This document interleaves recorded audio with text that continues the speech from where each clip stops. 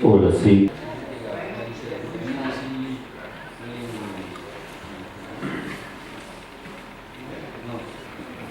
La charla de hoy es una charla con una peculiaridad. Normalmente, cuando vamos a publicar libros, la charla con el autor se hace en el momento que el libro está listo. Pero por diferentes razones, ahora el libro está en proceso, ya muy pronto lo vamos a tener, pero quisimos aprovechar el espacio del festival para que Javier viniera y nos contara de qué va este libro.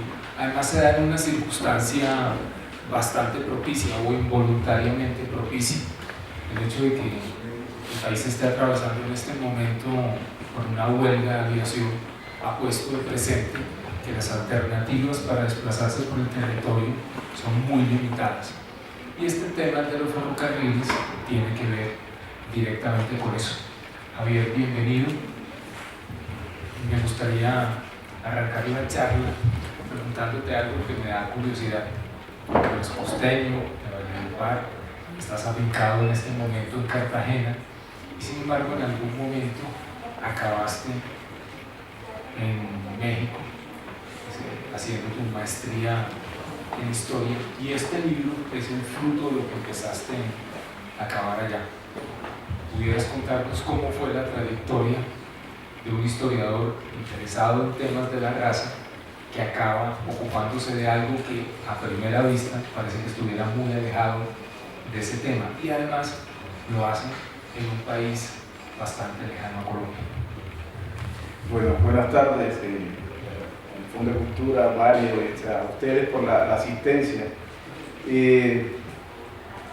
Quería comenzar recordando un verso de un poema de Ramón López Valverde, un poeta mexicano de la época de la Revolución carrancista, ¿no? A propósito de lo que está viviendo México hoy. La poesía es una poesía larguísima, se llama La Suave Patria, y tiene un verso que creo que queda muy a tono con lo que está sucediendo, que dice: suave patria, tu casa todavía es grande y el tren va por la vía como aguinaldo de ferretería. Creo que es a propósito de lo que está pasando en México, la relación que está estableciendo entre Ferrocarril México. Bueno, habría que decir que es un libro que comencé en el 2005, pero que lo empecé a pensar desde mucho antes. Yo soy nacido en Valledupar, pero mis padres son de un corregimiento cerca de Calamar, Bolívar. Calamar es este puerto allí a orillas del río Magdalena. Es el sitio donde inicia también el canal del dique, este canal que se empezó a construir desde la colonia y que luego a mediados del siglo XIX se terminó de dragar, precisamente por un ingeniero norteamericano que luego construye el ferrocarril de Panamá. Entonces, mis padres nacieron allí, pero se fueron al Cesar. Yo nací en Valledupar y crecí siempre escuchando las historias del ferrocarril Cartagena-Calamar, ¿no? Mi padre nació en 1927, de modo que el ferrocarril comenzó en 1894 y se acabó en 1951. Desde toda su niñez, parte de su adolescencia, estuvo viendo el ferrocarril, y mi abuelo materno trabajó en el ferrocarril. Entonces es una relación que tenía allí con el ferrocarril, y bueno, te haces historiador y luego esas tratas de volver esos recuerdos que son transmitidos, tratas de pasarlos por las técnicas de la escritura de la historia, y pues te interesas por estas cosas. Y bueno, lo comencé en el 2005, 2006, me fui a México. En México seguí dándole vueltas, seguí consultando algunas cosas. concursé antes en unas becas para investigación y me gané una beca del Observatorio del Caribe. Hice una parte de ese trabajo y el resto lo continué haciendo en México, y después seguí dándole vuelta como a la cosa. Pero si habría que buscar un origen específico, pues es un origen muy personal, ¿no? Es una pasión que surge de las historias cotidianas de mi familia, que se convierten luego en materia de estudio ya desde el campo profesional, en mi investigación como historiador, ¿no? Entonces es esa, el origen es ese, ¿no? Y México además me sirvió mucho porque pues en México los ferrocarriles también fueron fundamentales, ¿no? Al igual que Colombia, son historias parecidas. Al igual que Colombia, los ferrocarriles ahora no cumplen una función para transportar gente, salvo uno que otro tren turístico que hay allí, el tren Chepe que sale hacia la frontera. El resto son trenes de carga, ¿no? La mayoría son trenes de carga. Entonces son historias muy parecidas, la discusión sobre si la carretera o el ferrocarril, las misiones económicas que determinan que los ferrocarriles no son rentables, en fin, son historias bastante parecidas, y estar en México me permitió mirar algunos puntos de comparación y también mirar más allá del estudio sobre la producción, sobre el número de cargas, sobre la cantidad de cargas, sobre las toneladas, sobre la rentabilidad, y meterme también en quizás lo que más me interesaba, que es todos los imaginarios alrededor del ferrocarril, ¿no? Toda esa cotidianidad que el ferrocarril recrea, y cómo cada actor o cada uno de los actores vive el ferrocarril, ¿no? Más allá del Estado, de los inversionistas, de la gente común y corriente que está al lado de la vía, cuál es la manera de esta gente de entender y de sentir el ferrocarril.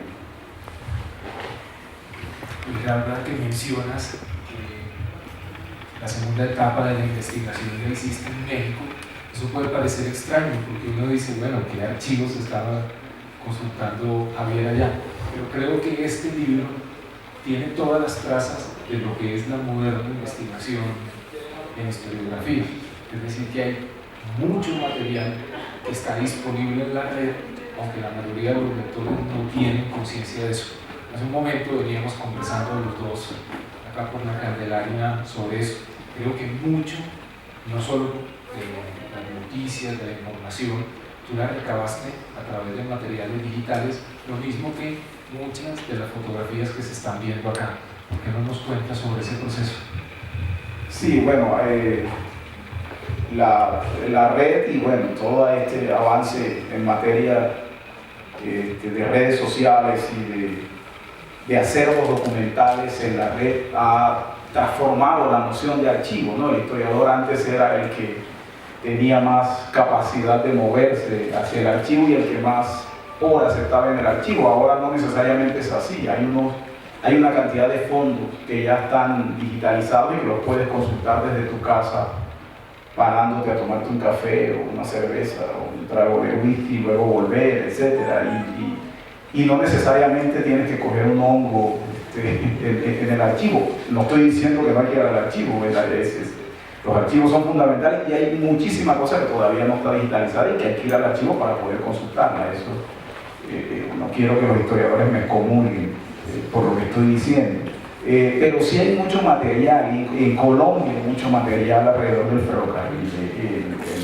El Fondo Quijano, hay mucho del Fondo Quijano de la Biblioteca Nacional que está digitalizado, que se encuentra simplemente metiendo una palabra en un buscador, te va a arrojar una cantidad de documentos, legislación, los contratos, las discusiones alrededor de esos contratos, los proyectos. El Fondo Pineda también tiene material sobre el ferrocarril. Hay un fondo que se llama Fondo Ferrocarriles en el Archivo General de la Nación, y algunos mapas que seguramente han estado viendo allí circular, mapas y planos, son de la mapoteca virtual de la Biblioteca Luis Ángel Arango, que también pues la recomiendo mucho porque se encuentra uno maravillas allí.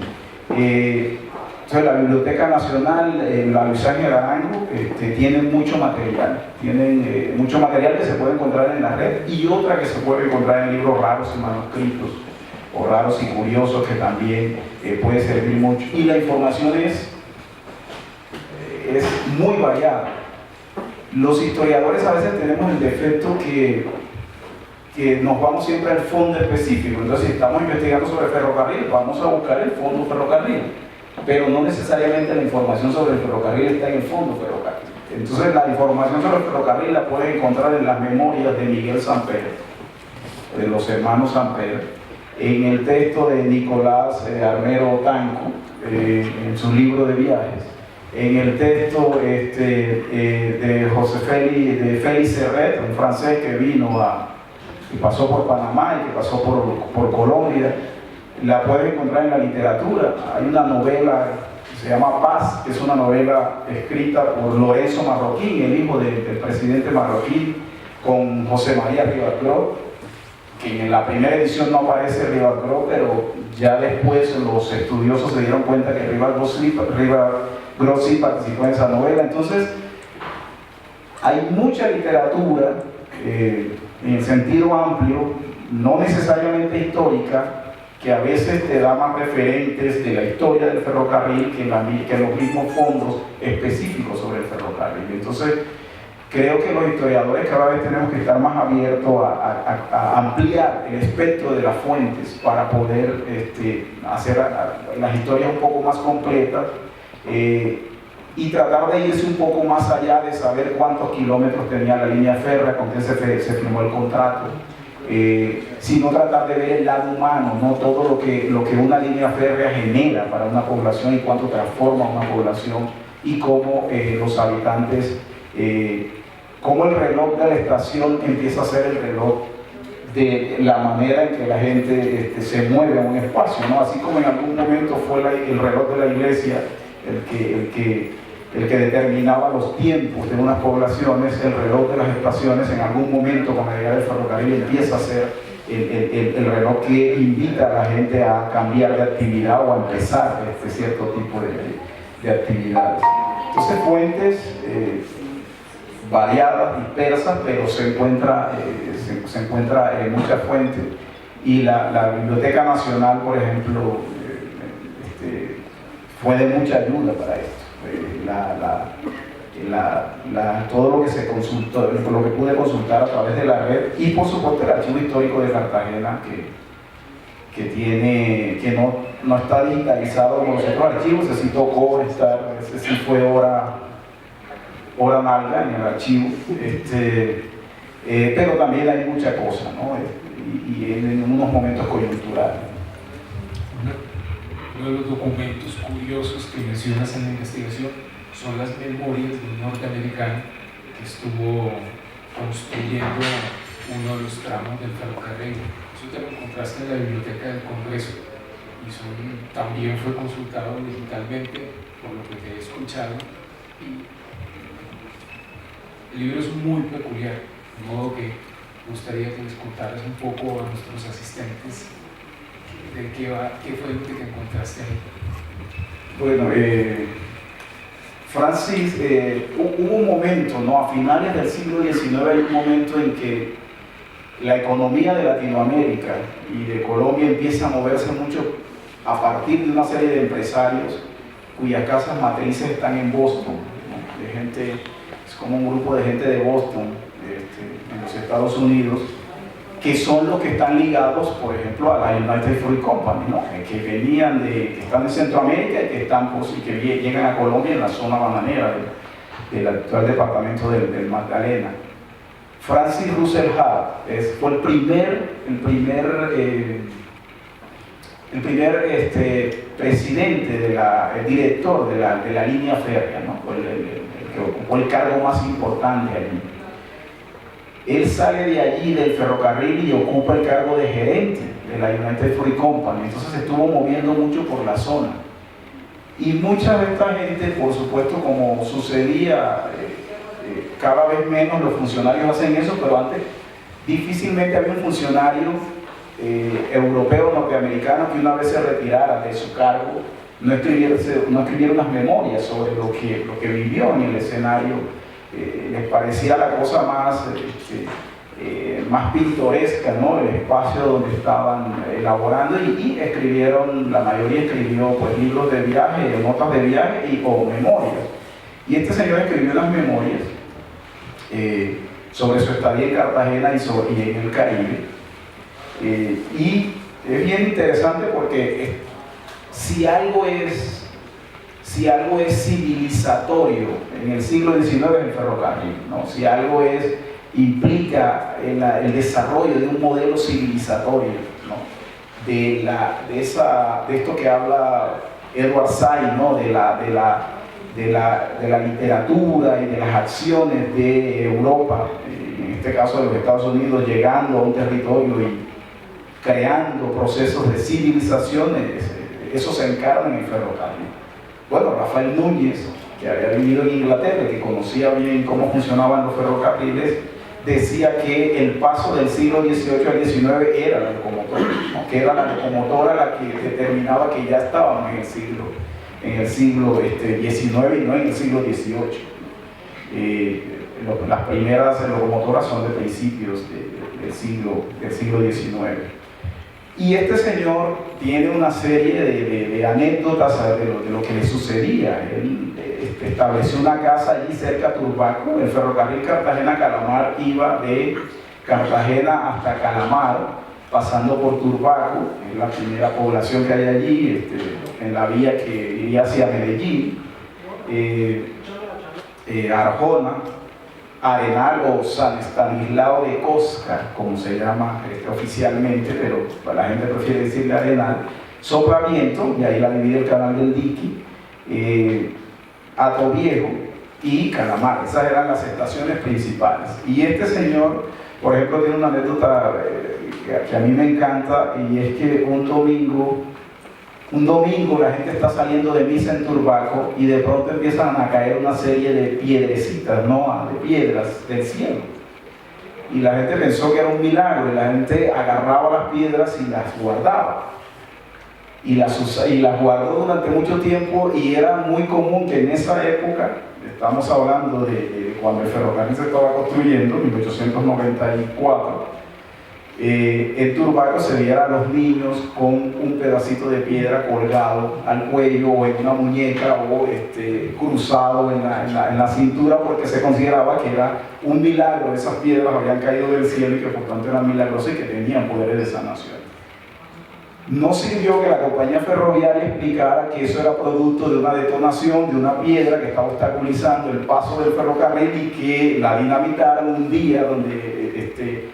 día de poco tránsito para evitar que pues, hubiese un accidente, y con la explosión muchos pedazos de piedra se esparcieron por toda la zona y cayeron incluso algunos en Turbaco, pero la gente ya tenía su idea de que esas piedras eran milagrosas y que prefería no creer la explicación racional, sino seguir creyendo que era un milagro de la providencia lo que había sucedido. Entonces el ferrocarril se mueve mucho en eso, ¿no? Entre una cosa racional, ¿no? Económica, de progreso, de desarrollo, y por otro lado ese hecho racional y ese artefacto racional que es una locomotora termina convirtiéndose en estos pueblos como un artefacto de magia, ¿no? Una cosa mágica, es esa bestia cesante, ¿no? que empieza a marcar el ritmo de la vida de estos pueblos. De todo lo que se pensó hacer con el Canal de Panamá, y en cierto sentido uno pudiera decir que el éxito del Canal de Panamá acabó siendo la ruina del ferrocarril, porque esos dos procesos van paralelos. El primer ferrocarril de Colombia, el ferrocarril de Panamá, lo que pues, es un error de los investigadores que trabajan ferrocarriles no meter el ferrocarril de Panamá, o como cuando hablamos, a mí siempre me llama la atención que hacemos historia de Colombia del siglo XVIII, XIX, y no metemos a Panamá, pues es un error craso, pues eso es anacrónico, ¿no? Panamá era parte de Colombia, ¿no? Entonces, de modo que el primer ferrocarril de Colombia es el ferrocarril de Panamá. Y siempre hubo, incluso desde Bolívar ya se está pensando en el canal. Bolívar pensó en un canal o un ferrocarril, medio lo mencionó por ahí en la Carta de Jamaica, aparece cierta mención a esa idea del canal y del ferrocarril. Y el Congreso anfictiónico que hizo en 1825 lo hizo en Panamá precisamente por la idea de que Panamá estaba llamada a ser el ombligo del mundo. Bueno, Panamá era el ombligo del mundo desde el siglo XVIII, ¿no? Y incluso antes. Siempre hubo esa posibilidad de establecer la conexión entre los dos océanos, entre el Mar Caribe y el Océano Pacífico. Entonces empezó a desarrollar la idea del canal, pero al final se hace primero el ferrocarril, ¿no? El ferrocarril de Panamá, que tiene una historia, que ahorita podemos hablar del ferrocarril de Panamá, porque me parece que hay unas cosas allí fascinantes y que explican también que uno puede leer la separación de Panamá en clave del ferrocarril, o por lo menos hay unas cosas muy sintomáticas que sucedieron con la construcción del ferrocarril, que son claves a la hora de entender la separación de Panamá. Pero el ferrocarril de Cartagena-Calamar en realidad es un ferrocarril que comienza casi que ya con un signo de crisis, ¿no? Porque muy temprano ya el ferrocarril deja de ser rentable, o por lo menos eso muestran las estadísticas. Y a los pocos años de estar funcionando el ferrocarril se crea el canal de Panamá. Entonces, no solamente entra en crisis el ferrocarril, sino que entran en crisis muchas cosas porque ya Panamá no es de Colombia. Entonces, la idea esa del orgullo de tener el escenario que comunicaba los dos océanos ya no se puede usar como un arma. Y el ferrocarril de Cartagena además tiene otro problema, y es que siempre estuvo compitiendo con el canal del dique, ¿no? Si uno mira por dónde va el ferrocarril iba bordeando prácticamente el canal del dique. En algún momento lo atravesaba entre Sotraviento y Arenal, o San Estanislao de Costa. Pero nunca dejó de funcionar, salvo en algunas épocas donde se obstruía el canal del dique, pero casi siempre hubo competencia entre ferrocarril y vapores, o los mismos dueños del ferrocarril tenían vapores también, ¿no? Para conectarse con Honda y con los puertos de acá del interior del país. Pero es un ferrocarril que casi que nace en un momento en que las condiciones de la geopolítica mundial empiezan a cambiar, ¿no? La llegada de los Estados Unidos a Cuba y a Puerto Rico, el Caribe, los Estados Unidos con el control, digamos, del Caribe, y pues el interés sobre Panamá hizo que el puerto de Cartagena perdiera importancia y que el ferrocarril tampoco tuviese lo que se esperaba, ¿no? Lo que se esperaba conseguir con eso. Otra de las cosas en las cuales haces bastante hincapié es que el ferrocarril ya empieza a ser un primer fenómeno de mundialización, y con eso lo que quiero decir es que la decisión de construir ferrocarriles en el país no está motivada propiamente por necesidades internas, sino por necesidades o sucesos que han tenido lugar a muchísimos kilómetros de distancia. En este caso concreto es la fiebre del oro en California. Sí, claro. El descubrimiento del oro en California, que es de 1847, dispara todo el transporte, la movilización de la gente por el canal de Panamá. Era la zona más estrecha y por ahí era que había que cruzar. Anteriormente lo que se usaba era el río Chagres, ¿no? El río Chagres hasta la parte navegable se llegaba a un punto, y de ahí luego a lomo de mula pues la gente seguía el camino hacia Panamá, ¿no? Desde Portobelo o Chagres hacia Panamá. Pero por supuesto la cantidad de gente que empieza a transitar se habla de que en algún momento circulan hasta 20.000 personas por año por Panamá para irse a los Estados Unidos o regresar de los Estados Unidos. De modo que la fiebre del oro genera una necesidad de transporte y la solución es el ferrocarril, ¿no? Y el ferrocarril se inaugura en 1850, ¿no? Pocos años después, casi que no es un hecho, como tú lo estás diciendo, un hecho local el que hace que Colombia tenga el primer ferrocarril, sino un hecho mundial como es la fiebre del oro en los Estados Unidos. Pero además otra cosa, y es que eso va a marcar el derrotero de los ferrocarriles en el país, y es que la mayoría de los ferrocarriles se hacían era para conectar al país con el mercado internacional, no para comunicar las regiones internamente, no para comunicar los mercados internamente.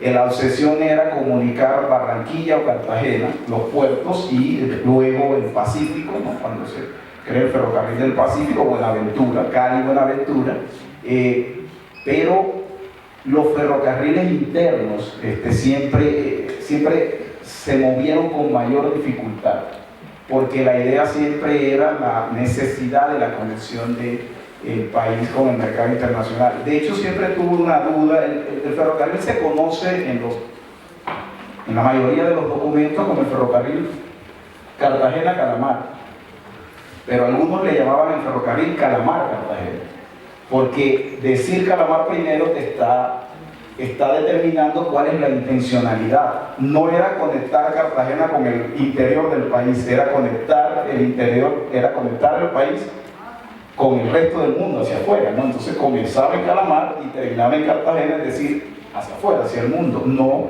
de Cartagena hacia el interior. Entonces, esos hechos externos van a marcar esa dinámica muy fuerte del ferrocarril. Y Panamá termina siendo, los mismos políticos panameños empiezan a entender que su vocación es esa, ser un tránsito, ¿no? Y cuando uno lee a Justo Arosemena, que fue uno de los políticos más importantes de Panamá en el siglo XIX, sus cartas, sus proclamas, sus documentos políticos siempre están hablando de que a Panamá se le tienen que dar ciertas excepciones, bajar impuestos y todo este tipo de cosas que se hace siempre con los lugares que están más cercanos a la economía internacional, porque la vocación de Panamá es esa, es la conexión mundial. Nosotros somos la bisagra, ¿no? Como somos la bisagra del mundo, somos el espacio por donde debe pasar la economía mundial y por tanto debemos tener casi que un régimen especial, ¿no? Y aquí están, por eso mencionaba ahorita los antecedentes de lo que va a suceder después en la discusión de la separación de Panamá de Colombia. Justamente ese tema me permite hacerte la siguiente pregunta, porque uno pudiera escribir una historia del imperialismo norteamericano en Colombia simplemente fijándose en los ferrocarriles. Exactamente.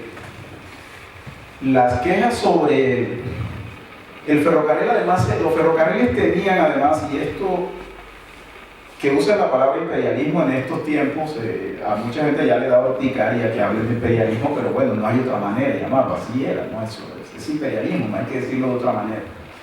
A la gente le cuesta, ¿no? Con toda esta onda revisionista en la que ha caído la historia, usar las palabras que pues, son las palabras que hay que usar, no hay otra, es esa.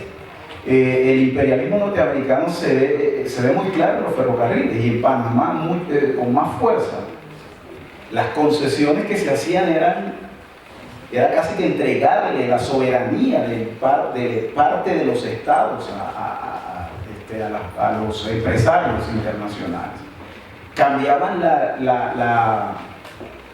incluso la toponimia, ¿no? Muchos nombres empezaban que tenían ya un nombre, empezaban a cambiar a partir de la llegada del ferrocarril, y hay una foto, por ejemplo, donde se habla de un árbol, se llama el árbol Stephen, ¿no? Como el nombre de uno de los empresarios que invierte en la construcción del ferrocarril de Panamá. La vía, las concesiones de hectáreas de tierra que se daban de la vía, alrededor de la vía, ¿no? una gran cantidad, ¿no? Inmensa. Y siempre muchos panameños se quejaron de el carácter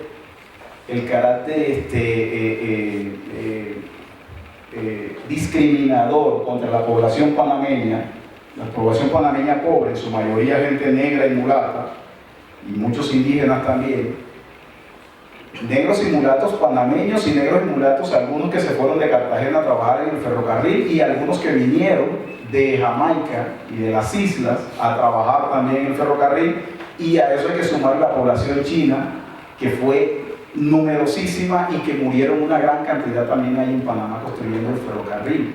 Se quejaban siempre de eso, y el gran incidente, el famoso incidente de la sandía, ¿no? De la patilla, que es de la tajada de sandía, que es un ferrocarril, un tren que viene que en la estación de Panamá hay un norteamericano que se niega a pagarle, se come una tajada de sandía, se niega a pagarle al vendedor de la sandía, y en el reclamo este tipo saca un arma y el norteamericano saca un arma y termina matando al vendedor, y se arma un tumulto de gente, y de los barrios más populares empieza a salir gente. Los norteamericanos se refugian en la estación, y esta gente se arma con armas blancas y con armas de fuego, y hay una confrontación allí, y hay un reclamo muy fuerte de algunos políticos colombianos, porque lo que se consideraba es que se estaba violando la soberanía, ¿no? Entonces el ferrocarril permitía mucha libertad o por lo menos, si legalmente no estaba establecida, la gente, los norteamericanos lo sentían así, ¿no? Como un lugar de paso y un lugar que ellos podían aprovechar. Y si a eso se le suma toda la visión, por eso les decía ahorita, de que el ferrocarril se imagina como un elemento civilizatorio, si a eso le sumamos toda la visión peyorativa, racista, excluyente, de los discursos de los viajeros, de los funcionarios, de los políticos, de los empresarios que se movían por América en el siglo XIX, pues lo que vamos a encontrar es un panorama donde está en cuestión la soberanía nacional a partir de la implementación del ferrocarril en ese territorio. Y hay otra cosa que te quiero decir, discúlpame, en 1885 hay una de las últimas guerras, después viene la guerra de los 1000 días, pero en 1885 hay una guerra, y hay un cartagenero, por ahí hay unas fotos que seguramente se preguntarán de qué se tratan, de un hombre que van a colgar. En 1885 Pedro Prestán es un cartagenero mulato que hace carrera política con el liberalismo radical en Panamá, y que en 1885 se levanta pues, con su grupo, con su ejército, y tratan de controlarlo. Se produce un incendio en Panamá en medio de los combates, los norteamericanos participan en ese combate, Prestán logra huir, pero luego lo capturan en el Mar de Arena y lo llevan a Colón. Lo llevan a Panamá y lo juzgan y lo ahorcan. Pero lo interesante, si se puede decir interesante, en medio de este hecho, como es el ahorcamiento de alguien, es que lo hacen no en la plaza ni en un cadalso, en algún lugar público X, sino en las líneas del ferrocarril. Improvisan un cadalso allí en el ferrocarril, en la línea del ferrocarril, lo suben a una plataforma. Esta foto. Lo suban a la plataforma y luego empujan esa plataforma, y ahí, eso es previo, ¿no? Lo empujan y cae y lo ahorcan ahí. Entonces yo a eso le llamo un poco como que lo atropella el progreso, ¿no? Lo ahorca el progreso, ¿no? Es muy simbólico lo que eso, y ahí está ya ahorcado, y el progreso sigue, ¿no? aquí dejamos este horcado y el ferrocarril sigue, ¿no? El progreso sigue su marcha, el desarrollo sigue su marcha. Y además quienes lo juzgan son en su mayoría, es un tribunal compuesto por dos norteamericanos, un francés, un italiano, empresarios que están en Panamá, ninguno hablaba español, pero lo acusan de ser el incendiario de Colón y lo ahorcan en las líneas férreas, que no creo que haya sido un hecho fortuito, es un mensaje lo que se está mandando con eso. Al comienzo de la charla mencionabas que te había interesado sobre todo el imaginario que producen las líneas férreas. Supongo que esa es una de las razones por las cuales en el libro citas tanto, digamos, literato o intelectual. Es enorme la cantidad de testimonios que Javier recopiló de poetas, políticos, historiadores que en determinados momentos hablaron. José Asunción Silva tiene un recuento bastante detallado. Él viajó en esa línea de Cartagena-Calamar. ¿En qué momento decidiste que esa era una fuente, un tipo de fuentes que le daban mucha vistosidad al texto? Sí, es que este es un libro que en realidad empieza, o la investigación es una investigación que empieza como un trabajo etnográfico en realidad, ¿no? Este es un libro que seguramente los historiadores dirán que no es historia, y el resto que no es historiador dirá que es historia, cosa que me gusta mucho.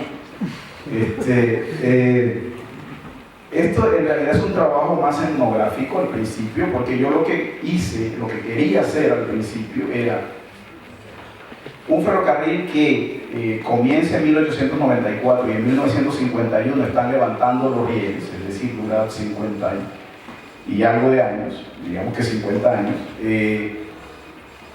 Quiere decir que todavía había personas vivas, o hay personas vivas que vieron el ferrocarril desde niños, adolescentes, o trabajaron en el ferrocarril.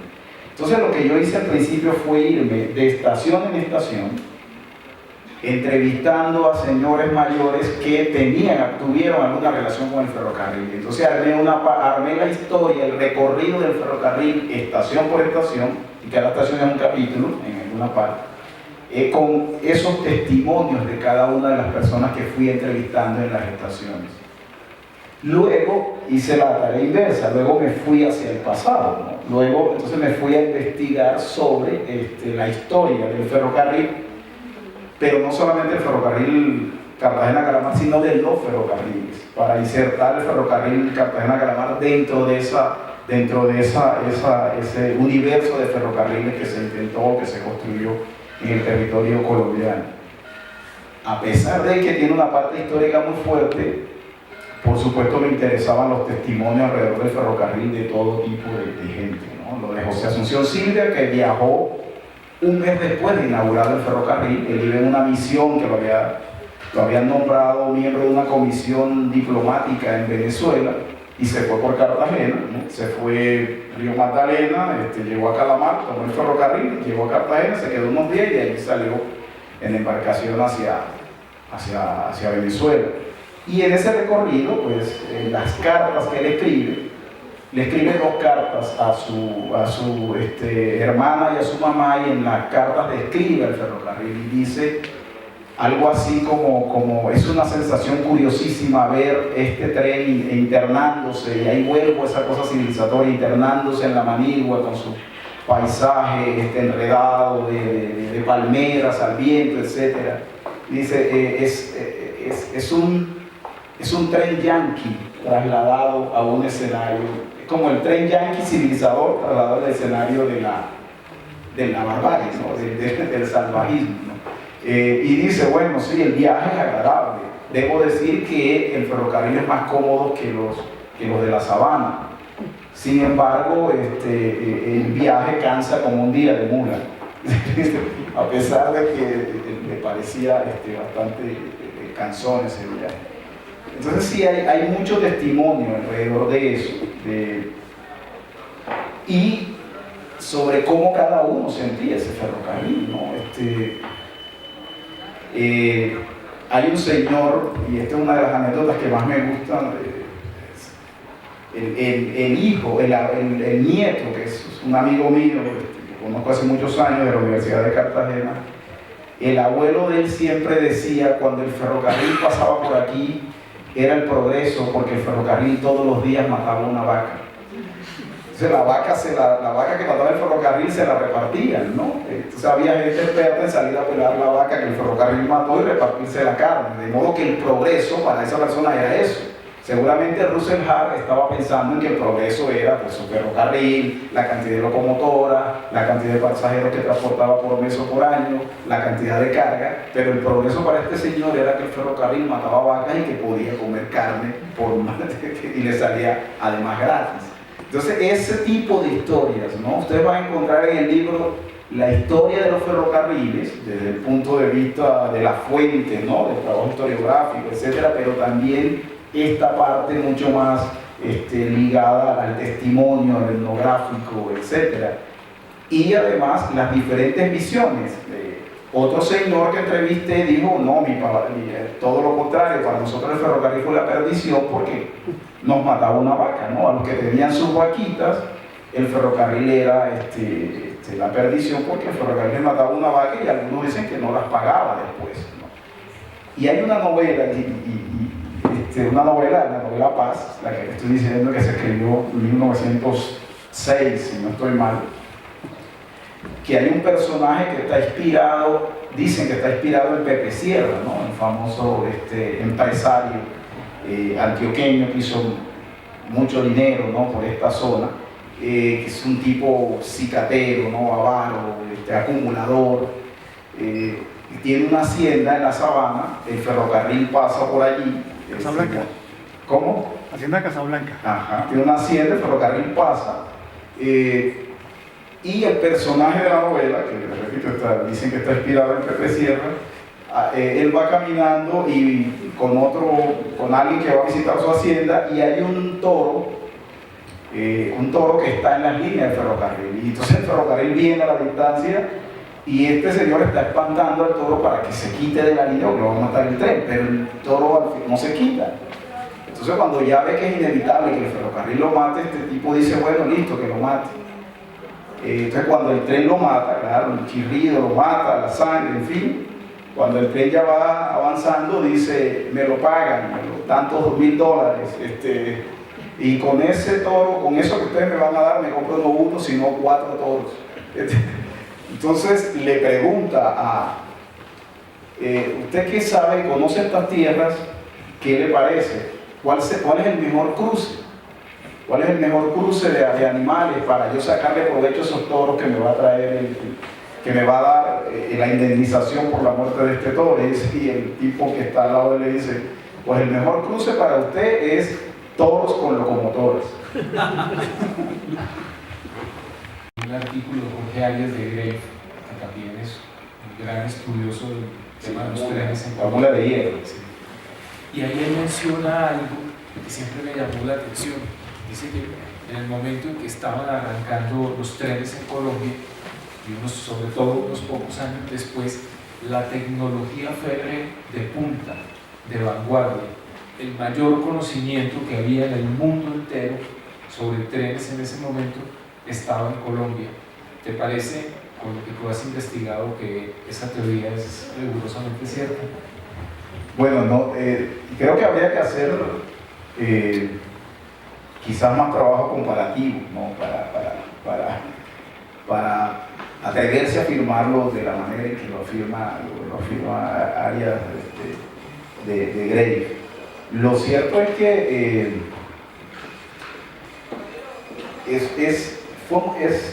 quizás había buena tecnología, pero fue muy inestable. Digamos, eso no se expresó en unos planes sistemáticos de construcciones de líneas férreas y de implementación de líneas férreas, porque fueron el ferrocarril que iba a conectar a Bogotá con el Magdalena, ¿no? Que lo querían meter por el Cambao, una zona allí del río Magdalena. En realidad Bogotá se viene a conectar con el Magdalena 80 años después de que se programa. Es decir, en 1875, 74, 76 a partir de la ley de 1873 y 1874, que está hablando sobre la necesidad de la construcción de la línea férrea, se empieza el trazado y la idea y se hacen pequeños tramos. Pero el ferrocarril del Nordeste, que era el que iba a conectar definitivamente a Bogotá con el Magdalena, no se logra terminar, sino ya una cosa que empezó en los años 70 del siglo XIX, solo se vino a terminar 80 años después. Lo que sí había era mucha capacidad de improvisación también, ¿no? En medio de la tecnología. Algunos incluso dicen en los años 40, 50, se empieza a cambiar las locomotoras a vapor por locomotoras diésel. Y algunos pensaban que todavía las locomotoras a vapor aguantaban y que quizás fue un error tratar de cambiar las locomotoras de vapor por locomotoras diésel. Pero extraña también que se hable de la eficiencia tecnológica cuando incluso había líneas férreas que se comenzaban a construir con un ancho y luego en la continuación se hacían de otra dimensión y entonces quedaban incomunicados, ¿no?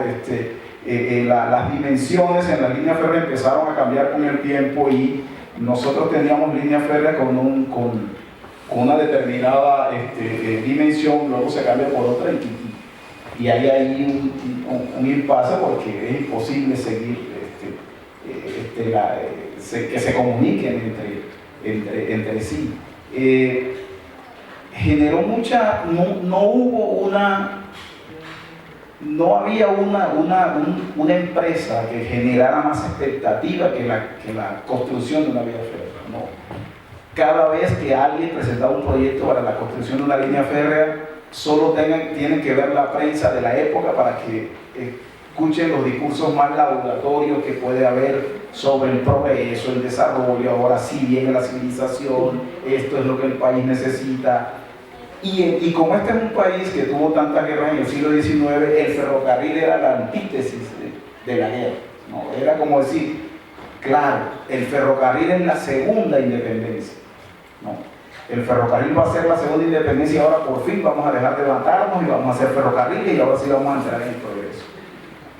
Pero no pasaban 5 años para que esa prensa que estaba hablando empezara a hablar de que los dineros no eran suficientes, que las empresas extranjeras habían incumplido los contratos, que el gobierno había incumplido, las demandas de las empresas extranjeras al Estado colombiano y el Estado pagando indemnizaciones carísimas. Porque además se volvieron como expertos en eso, ¿no? Se firmaba un contrato y luego la empresa extranjera demandaba al Estado porque el Estado incumplió supuestamente su parte y entonces ni hacía el ferrocarril y además había que indemnizar. Entonces es un juego un poco perverso, admito, todo lo que eso generó era como jugar con la esperanza de un país también, ¿no? La esperanza de un país y por supuesto la ineficiencia de muchos funcionarios del Estado y el endeudamiento también que se generó.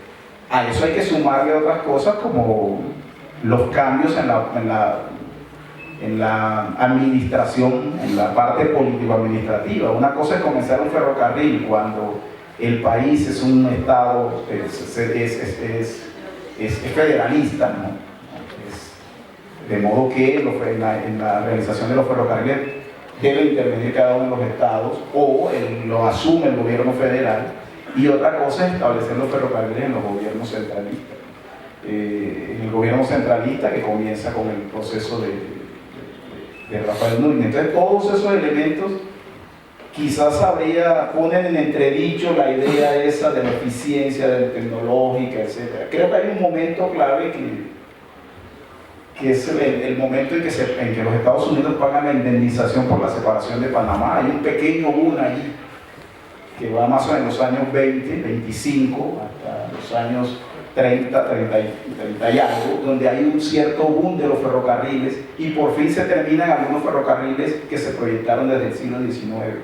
Quizás ese es el momento de mayor auge y quizás es el momento donde tecnológicamente o en las técnicas del desarrollo ferroviario se puede hablar de de cierta capacidad en el país para el desarrollo de técnicas ferroviarias.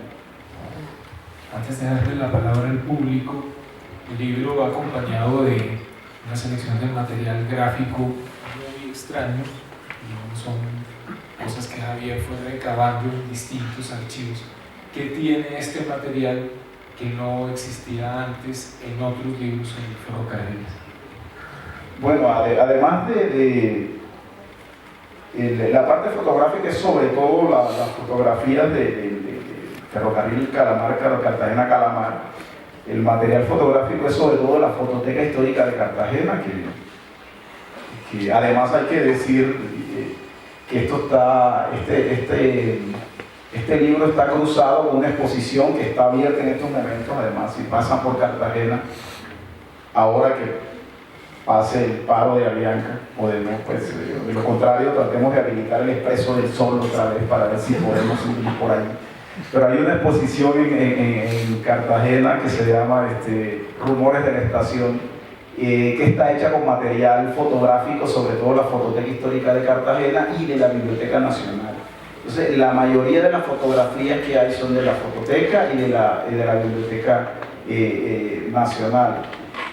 Pero hay otras fotografías, como esas, por ejemplo, del ahorcamiento de Pestaña, que no se habían usado. La pueden encontrar en algunos textos sobre Panamá. En los de Colombia, difícil, porque los colombianos olvidamos a Panamá. Entonces, como les dije hace poco, ¿no? Cuando hablamos de la historia de Colombia, no hablamos de Panamá. Pero nunca se había usado ese material para hablar de ferrocarriles, porque no se ligaba el ahorcamiento de un político, el mulato, al ferrocarril y a ese proceso civilizatorio que les he venido mencionando, que genera el ferrocarril, y a toda la discusión política sobre la soberanía del ferrocarril. Hay unos planos también de la Biblioteca Luisania Laranjo. En 1860 ya estaba funcionando el ferrocarril, pero siempre, a pesar del ferrocarril, la idea de la construcción del canal de Panamá nunca se abortó, ¿no? Siempre estaba esa idea. Y hay unos planos de un francés, Athanase Airault.